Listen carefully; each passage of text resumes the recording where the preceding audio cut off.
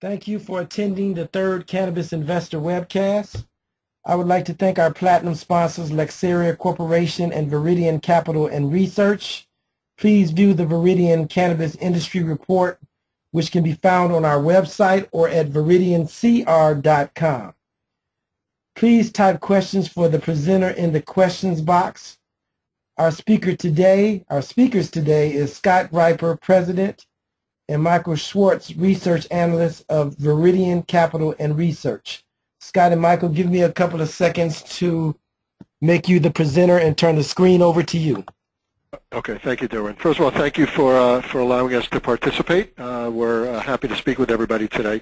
My name is Scott Griper. I am the President and founder of Viridian Capital and Research. We are a Wall Street's first investment banking firm and strategic advisory firm for companies in the cannabis sector.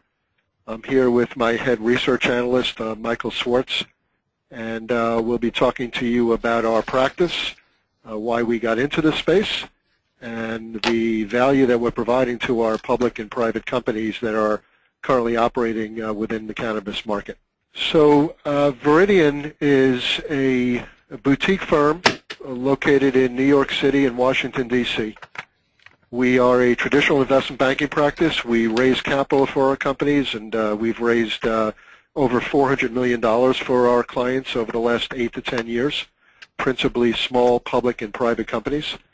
And we also have an active mergers and acquisitions practice where we buy companies for our clients that are looking to supplement their organic growth by acquiring growth, whether that's a product line or intellectual property or another existing business.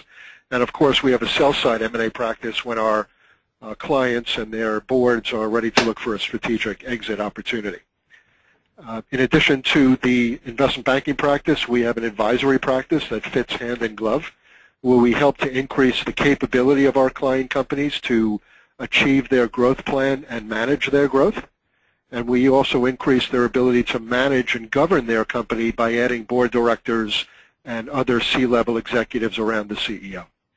We've been doing this kind of work for 25 years. We have a passion in working with small companies, helping them build, helping them scale, helping to fund them, and eventually looking for a strategic exit opportunity so they can monetize their hard work and sweat equity.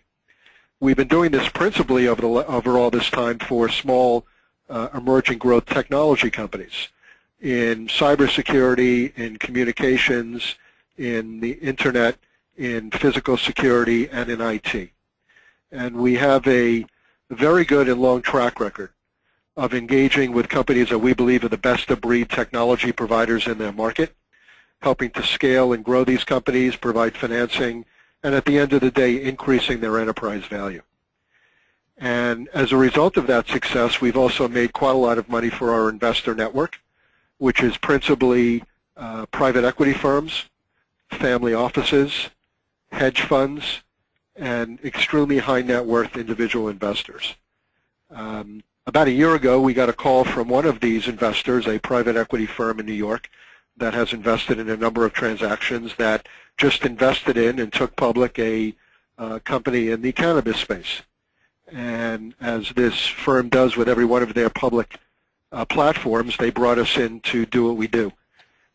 This was our first exposure to the cannabis market. 2 months later, one of our board members, a former U.S. ambassador, also joined the board of a cannabis company, and as he does every time he joins the board of a small company, he also engages us to do what we do. And so all of a sudden, we were in the cannabis banking and advisory practice out of no real intent of our own, and we spent quite a lot of time, almost 4 months, analyzing the sector, diligencing the business models, the technologies, the regulatory framework, and we decided that it was not only quite fascinating, as all of you think, but could really use what we bring in terms of building the capability of these companies in terms of a management and a board, real world-class operators to help manage the growth of these businesses, and the credibility to attract professional capital. And so about 6 months ago, we created Viridian Capital and Research. We've built out our team. We continue to make new hires. We've got 7 or 8 current clients in the space, and we're right in the middle of it. We just announced a new client assignment this morning. So what makes us unique is we are sector focused. We have raised capital for companies in the space already. We have added board members. We have added management teams. We've made a difference. And we become the advisor to the CEO and the board of directors for each of our clients. And by doing all of that work, by the time we're out in the market looking for capital for these clients, the story has been de-risked to some degree, and that's what our investor network looks for from us. So these are some of our differences. We are made up of a combination of Wall Street bankers and analysts, ex-government employees, and ex-CEOs of public and private companies. We're in the market every day through our research and through our representation of clients, speaking to investors, speaking to acquirers, so we are quite familiar with the sources of capital and sources of deals and sources of acquisition opportunities in this space. We're not a fund. We don't have any fund bias. And the advisory and banking practice together really makes us a very attractive sole source vendor to our clients. Here's some of our team so far. The top is me. As I say, been in the markets for about 28 years and done a lot of transactions, developed a real passion for helping small companies scale and get themselves funded and develop real world-class capability to manage their businesses and attract capital. And I hold all the requisite licenses, broker, banker, analyst licenses. Mark Sauter is our head of M&A. Mark was a principal in the Spectrum Group down in Washington, D.C., which is the leading M&A firm in Washington, D.C. He's been involved in dozens and dozens of buy and sell side M&A transactions. 2 weeks ago, we announced a successful sale of one of our client technology companies. Mark is also licensed as a banker and an analyst, and as I say, he heads up all M&A for us. Carl Kleinman is both a lawyer and a banker, 30 years experience running private equity firms, running investment banking firms, and his responsibility is when we are actively engaged in an investment banking assignment. Carl does all of the negotiating, structuring, drafting of documentations and terms. Michael Schwartz is our first analyst dedicated to this space. He's been working as an analyst for another private equity firm in the cannabis space for 2 years. The smartest guy I know in the space, and Michael heads up all of our research, both sector research. We published the industry's first cannabis sector report about a month and a half ago. It's available on our website, viridiancr.com, and now we are beginning to publish all of our company-specific reports. These are some of our board members. We've not announced any, so I'm not going to divulge names here yet. We will at the beginning of the year, but you can see the background, the roles of each of the board members that have agreed to join our board. So what you're going to see here is people out of industry, people out of government, people out of the private equity world. It is our intention, and it is exactly what we're building, to be a partner to the government in helping to build and finance cannabis companies. I don't have to tell any of you the government's role in the evolution of this industry, either at the state or the federal level. But it is our intention, and what we're building is we want the government to look at us as a trusted advisor to help companies not only be compliant with regulations, but to develop best practices in terms of running their businesses. And so we've got a U.S. ambassador on our board.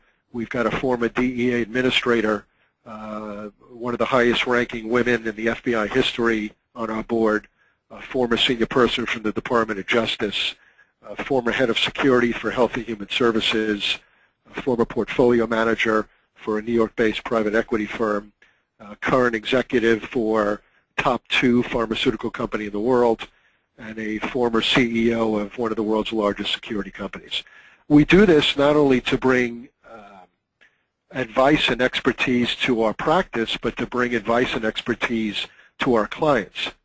And when and as we get engaged to build or to supplement boards of directors for our clients, this is sort of our bullpen of candidates that we take and put on the boards of our clients and have successfully done this for a number of years, that bring tremendous value to small companies in terms of the cachet of these folks, the access to opportunities that these board members bring them, and really the insight and experience they bring as former CEOs of larger public companies. This is a little more on investment banking practice. We have a full range of assignments that we take on, financings, both debt and equity, M&A, both buy and sell side, restructurings, spin-offs, roll-ups, valuations. We're a full service on the investment banking side. As I say, we've been doing this for about 30 years and have pretty much done every type of deal you can. But what really makes us unique is this advisory practice, really helping to scale and build and provide proper governance and proper management and proper reporting standards and best practices for our clients. The opportunity in the cannabis space is well known by each of you, but I will tell you that the largest concern, the biggest concern on the part of the investors is the management teams, the governance, and the boards of many of the companies in this sector, public or private, that to one degree or another need help, need maturity, need sophistication, and it's going to be either a hole in the industry that's going to hold it back, or if the industry can attract more seasoned, experienced operators, executives, C-level suite folks, that will really help accelerate not only the growth of the industry, but giving the government and the states the comfort that there is real operating expertise and integrity in this sector. We also, before I leave for this page, we also have been very successful in bringing in channel partners for our companies that help them not only create more visibility in the market, but access end user opportunities, sell through their technology to large end users. I'll tell you that on the IT and security side of our practice, which is another company we have, just in the past year we've signed on these companies as resellers of our clients' technologies. Boeing, Microsoft, Stanley, Ingersoll Rand, Johnson Controls, United Technologies, Honeywell, and those relationships provide scale to our companies and have resulted in tens of millions of dollars in product sales for our clients in a very cost-effective way. One of our core tenets in our business and our core philosophy is we lead with research. Many of us are analysts. I happen to be one of the top-ranked technology analysts when I was working for larger investment banks on Wall Street in the 90s and 2000s. We think research matters, particularly when you're trying to reach the institutional investor, whether that's a small private equity firm or a small family office. If you're a public company and you don't have research following, you're considered to be orphaned. You have no coverage, nobody's following you, nobody's writing research on you, and it makes it very difficult to bring credibility and visibility to the professional investor. So we lead with research, both the sector research we released a couple of months ago and now the company-specific research that we've been writing over the last few months. This has, over the last 10 or 12 years, had a very significant impact for our public company clients in regard to increasing stock price and market value, and also in increasing liquidity, the trading volume of these companies. Over the last 8 years, on average, from the time we initiate a research report on a client, a new research report on a new client, in the following 3 months, the average company has seen its stock rise 290%, and the average company has seen its daily trading volume increase by more than 1,100%. And that success begets success, because by increasing market value with a sustainable upward move in volume, trading volume, this enables the institutional investor to feel more comfortable that there's real liquidity in this sector, which does not exist on the whole right now. So we believe in research, we believe in the value of research to the companies, and we believe in the value of the research to the market value of our clients. This is our methodology This was not created at a point in time. This was really created over many, many years of working with emerging growth technology companies and sort of creating a formula for achieving sustainable gains in enterprise value and making money for investors. It is a brick-by-brick, block-by-block exercise. There's no magic to this, but it is a formula that has proven itself out over many years. I will say the key determinant factor in success for increasing the value of the company is the ability of the company to execute on its plan. That is the driver of everything.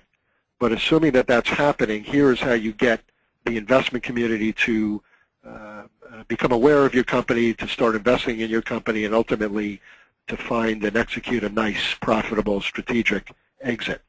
It starts at the bottom brick with building capability and credibility. There's building the board. There's building the team. There's getting industry certifications, whether it's a UL certification we achieved for a client about 3 months ago or a GSA schedule we've achieved for several clients over the last couple of years. This is really the first assignment for us. Secondly is building the business by bringing in the channel partners, as I discussed before, or making direct introductions to end users. We have been successful in driving sales for our clients' technologies.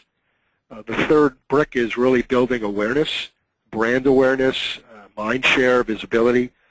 So we have our own conferences, investor conferences that we hold over the years, typically in New York and down in Washington, D.C.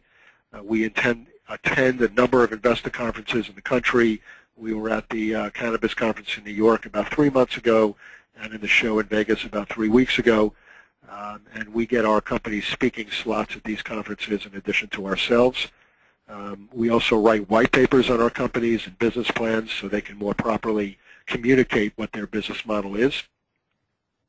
The next brick particularly applies to public companies, and this is all about investor relations. This is about using research and communications and press releases to reach and communicate with the public market investor. This is one of the things that's most challenging to small public companies that are, daily trying to survive and grow and fund. There's 10,000 public companies in the United States, and as a micro-cap public company in the sector, it's very hard to get visibility and awareness to the investment community. So we do that as part of our service offerings through research. We write the press releases for all of our companies, and it's a way really for us to establish mature, consistent communications with the street. Next brick up is the most important brick to many of our clients, which is the capital. None of this matters unless it improves the ability to reach and close investment rounds from professional investors. The cannabis industry is in a very nascent stage. There is persistent need for growth capital that's only going to increase. We metric out and track every financing that's been done in this sector over the last year. That's in our research. We metric and track every M&A assignment that's done in the cannabis sector. That's in our research. And as I say, we've closed about $400 million in funding for small public and private companies over the last 10 years. We work with both debt and equity financing in helping to build an optimal balance sheet for our clients.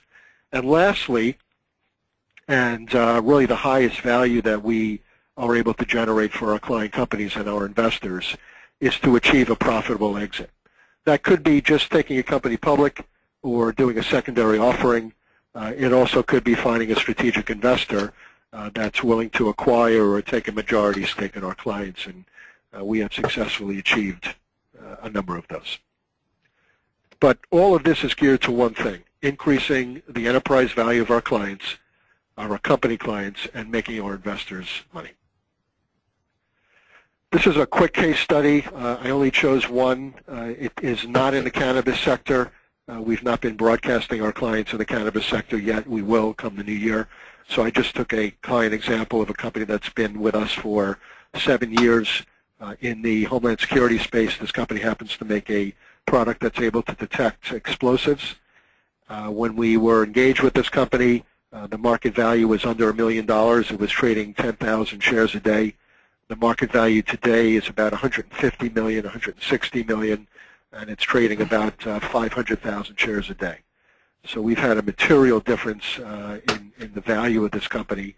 And as you can see, everything I've talked about in what we do on the advisory and banking side is encapsulated in our assignment for this company. We wrote the first research report.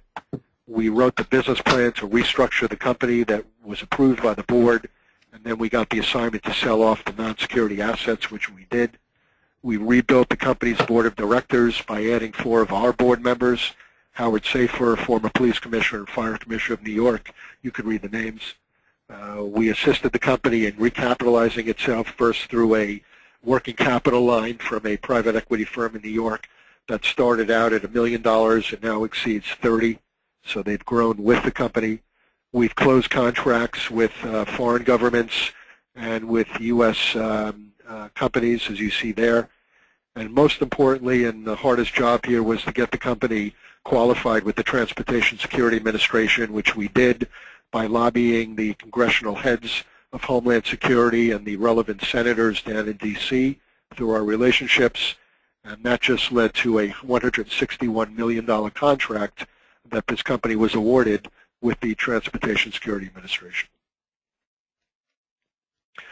Some of the key benefits, we've done a lot of deals, so we know how to position companies properly to the investment community. We know how to negotiate properly on behalf of our companies to achieve best valuation, best structure, best terms from the best investor or best buyer. Because we're in the market every day, we understand who the investors are. We understand who the acquirers are. We understand the current base of multiples that are being paid or acquired for companies in the cannabis sector and other sectors. So we're current in the market all the time. This is my contact information and Mark's contact information down in D.C. And lastly, I'm going to pull up a copy of our research report that we issued back in late October. This is Wall Street's first sector report on the cannabis industry. As you'll read, if you can read this first page, I'm not sure how clear it is for you guys, but we are completely open and transparent about not only the opportunities in this space for investors and companies, but the challenges and dangers in this space for public-private companies and also investors. And there exist a lot of them on both sides. So we track all of the, we have an index, we track all of the public companies and how those companies are performing. Performance, by the way, was spectacular in Q1, and we've been down since. The market, the cannabis sector, has been stabilizing in the last couple of weeks, but we had a very, very rough, let's call it 8-month period between the end of Q1 at the end of March and up to a couple of weeks ago. The cannabis sector for the public companies has really been being sold down. We follow the 10 categories of the cannabis sector. This is not a homogeneous sector. There are a number of different business models, different technology offerings, different service offerings, and we categorize the sector into the 10 different sectors you're looking at there. These sectors have varying profitability, they have varying business models, they have varying time to market, varying sales cycles, so you can't look at this market as all the same. You really have to dig in and start to look at it from a much more granular perspective, and that is how we track it. These are the companies by each sector, how our index is categorized into the different sectors and the sector weightings. We track the key news, announcements, every month that we produce this report. And as I say, we also track all of the capital markets transactions. Here you're looking at all the private placements and investments, capital raises that have been done in the sector through October. Here you're looking at all the M&A assignments of the companies that have done through October. By the way, we'll be releasing our year-end report shortly. And with that, Derwin, I think I will stop and take questions if there are any. Okay, Scott, give me a couple of seconds to queue up questions. Our first question and I'm assuming that they're talking about investments. What cannabis companies have you invested in?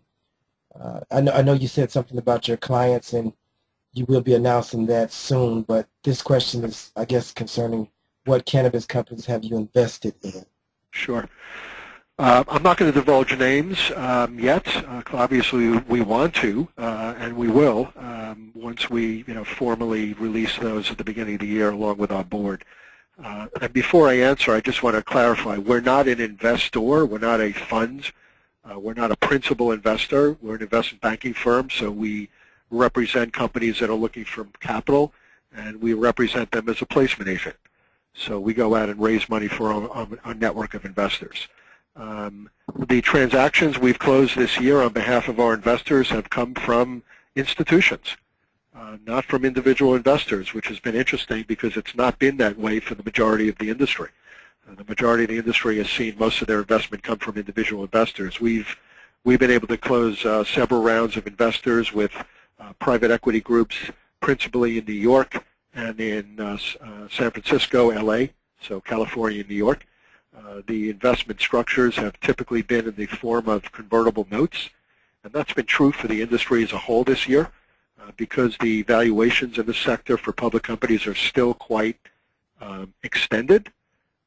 It's been quite difficult to raise equity capital to sell common stock because it's hard to justify valuation by any metric.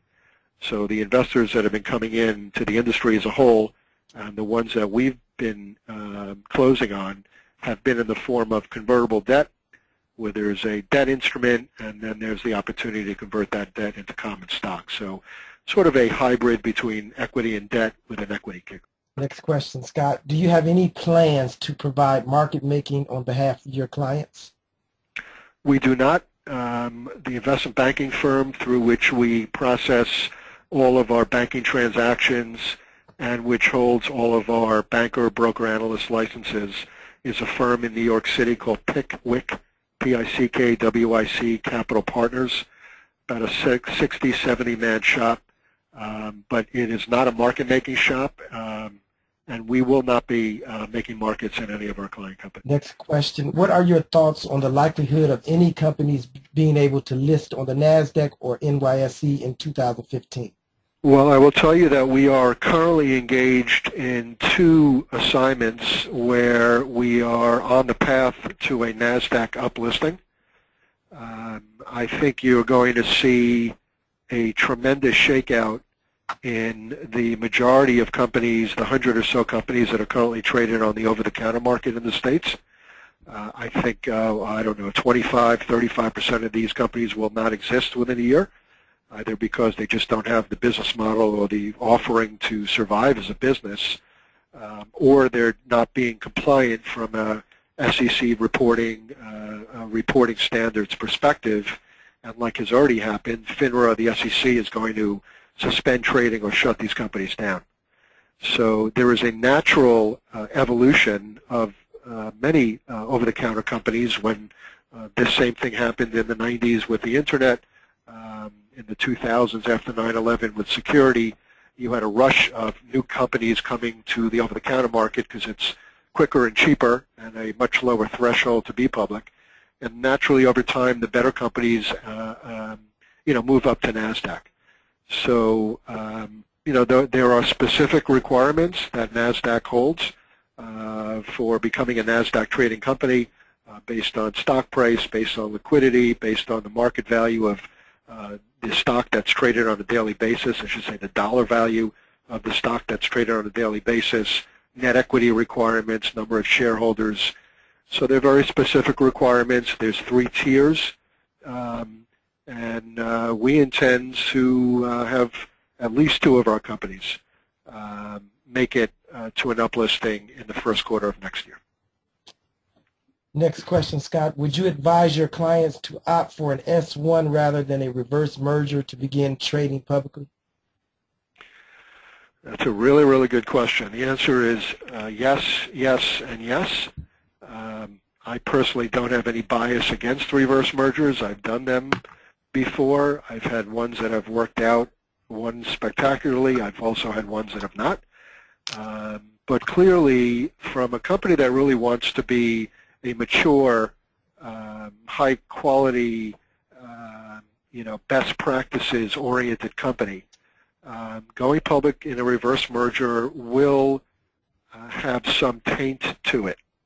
Either the institutional investors that don't want to have anything to do with a company that went public via reverse, or board members that don't want to sit on a company that went public via reverse. It is not a death knell at all. It certainly you can create, and we have created successful companies that trade on over-the-counter and continue to trade over-the-counter with nice, juicy valuations and real liquidity.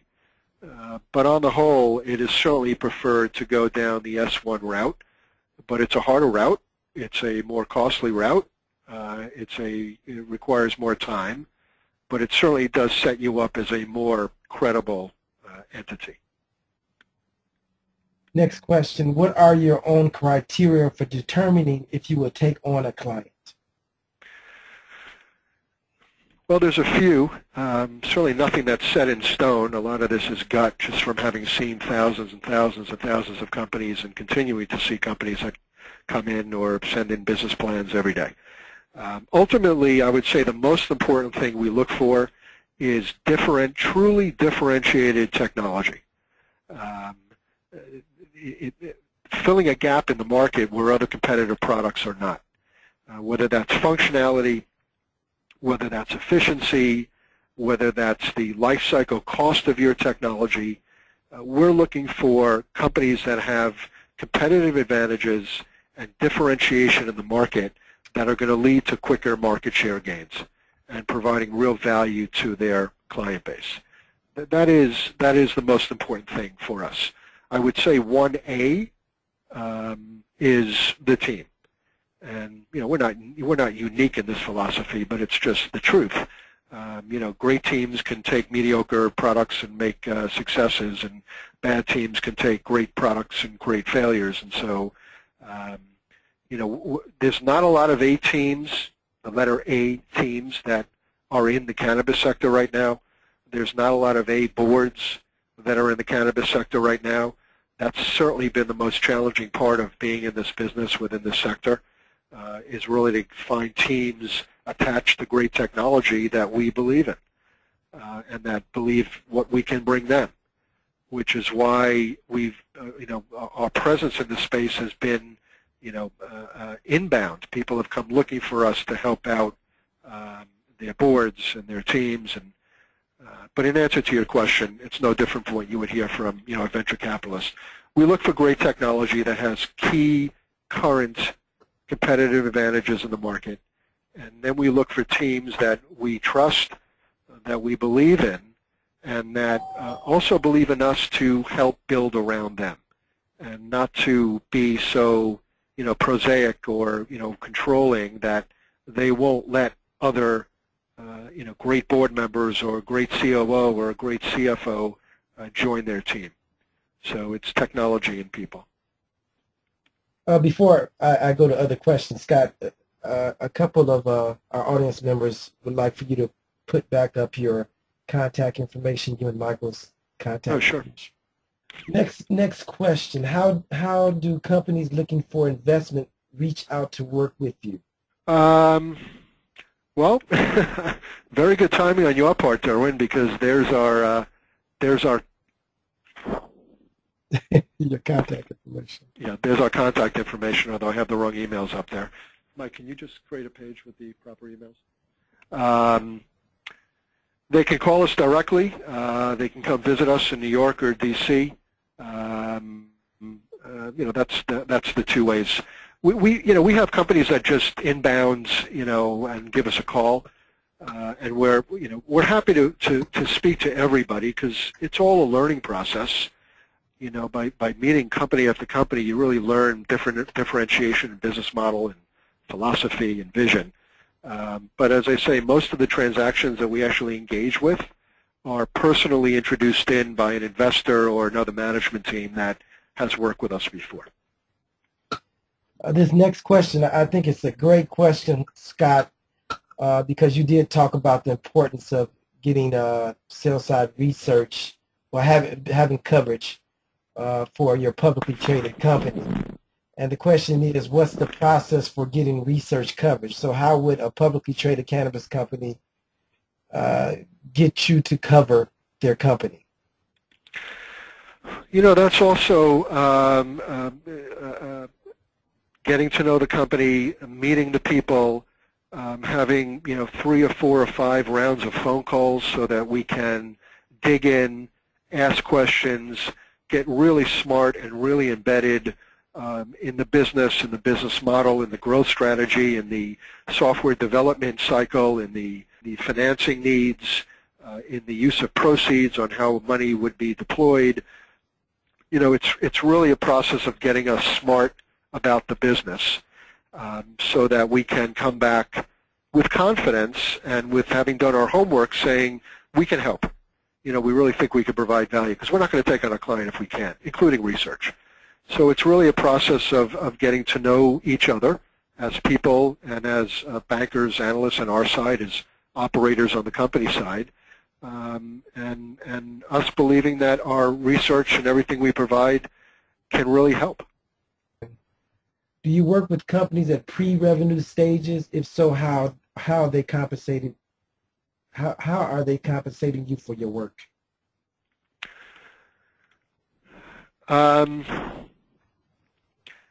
Traditionally we've not worked with by the way, before I answer this, Derwin, these emails that the audience is looking at right now will reach us. They're not our Viridian emails. They're another company that we run, but they'll reach us, so they're fine to communicate with us. Up until about a year and a half ago, we did not work with pre-revenue companies. It just did not allow us to deploy, the advisory side of the house as well as we could with a company that's a little further along. They didn't want to, because they had 2 guys sitting developing something, they didn't want to build a board. They didn't need to bring in a COO, you know what I'm saying there.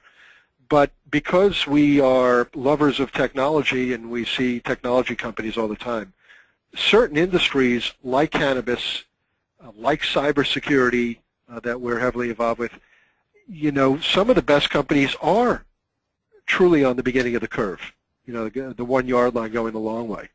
And so over the last year or year and a half, we have taken on, very few, I would say maybe 3 clients that are pre-revenue that we have engaged with. So, it's the same philosophy, Derwin. Is there something truly differentiated there that's filling a gap in the market that if we could bring in the capital and build the right team to launch this product into the market, if we believe we can have some quick success in bringing in buyers of the technology, because as I said before, we also represent our clients' technologies for sale. If we believe that we can develop some quick market share because there's real call and need for their technology today, it's something we'll take on. But it's quite rare. And when we look at a new opportunity, we do 2 things in addition to bugging the companies with lots of questions just to get smart about it. We also make calls to our investor base about the company. We don't divulge the name, of course, but we'll describe the sector, the specific type of technology, and see if we have interest within our investor network, because we're going to be asked to raise money. We want to make sure we do some pre-qualification before we take it on. But we also make calls into our industry. We'll make calls into the U.S. government. We'll make calls into the pharma companies. We'll make calls into the communications companies or to the dispensary owners to see if this is a product that they would buy. Because again, we're going to ask to come on to help affect the scale of the business. So we pre-qualify every assignment before we take it on, because we're a boutique firm. We're not Goldman Sachs. We can't handle 100 assignments at one time. So we have to be right. And we sort of try to de-risk it on our end by already talking to investors and buyers before we ever take it on an assignment. That generally keeps us out of pre-revenue companies. But again, if there's something that's truly special about it and where there's a current need for that technology, we will make an exception. Have you published any individual cannabis company reports? Yes, we have. We just released a report on Afinor, Canadian ag tech company, and we'll be releasing another report on a specific company by the end of the year. And we are currently engaged by another 5 companies, public companies in cannabis, to write company-specific reports on them as well. I think you touched on this already, Scott, but how does an investor establish a relationship with Viridian? We are interested in investing in your clients. We are investors. Pick up the phone and call us. Send us an email.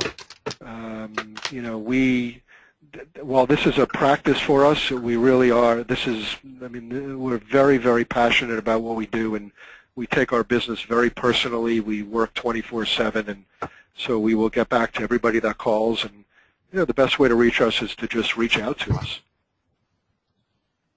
Next question: do you expect to see a mutual fund or an ETF in 2015? I can't speak to the mutual fund side there. I doubt it. And for the same reason, I'll comment on the ETF. You know, we've worked with S&P before in creating ETFs in a different vertical. And there are very specific liquidity requirements, market cap sizing requirements that have to be there in order to provide the technical capabilities for an investor to trade the index. There has to be a certain number of shares traded. There have to be a certain number of shareholders. There's got to be certain market cap requirements to create an index that will have true liquidity to it. Because if it doesn't, there's no advantage to buying the basket of stocks if you can't exit. You might as well go pick your spots in individual companies. So I believe there will be an ETF in this sector. I don't know if it's going to happen next year. I don't think among the current crop of public companies it meets the current requirements or metrics to support an ETF. Certainly think by 2016 that will be in place. Scott, you're pretty popular. We're getting a lot of questions. Does Viridian have any current interest/relations within Maryland? Within Maryland? I don't believe so. Okay. That's all they asked. I don't know what that was in reference to. Yeah, I don't believe so. Would Viridian be open to non-disclosure agreements initially as a VC for technology-based products? Always. You know, because we're licensed and under SEC and FINRA regulation, we take disclosure very seriously and have great sensitivity to it. So we always want to sign NDAs in meeting a new prospective investor group or company, both to protect you and protect ourselves. Next question, can we subscribe for your research? Yeah, the sector research and the company research is not paid for by readers that want to access it. If you go on to viridiancr.com now, you'll see that you can download our Viridian Cannabis Industry Report, which includes our index. All we ask is that you provide, I think it's your name and your email and your company and affiliation, and then you're able to download the report. That will be the same procedure for downloading our company-specific reports as well. Please provide insight into Viridian's fees and compensation structure. I can't do that other than to give you a very macro look at that. When we engage with call it a public company, there are advisory fees, there are success fees on banking, both M&A and raising capital. There are success fees in when we sell your technology and book a contract for you. You know, we get paid as an advisor and we get paid as a banker in the traditional ways. We also receive upfront equity in our client companies.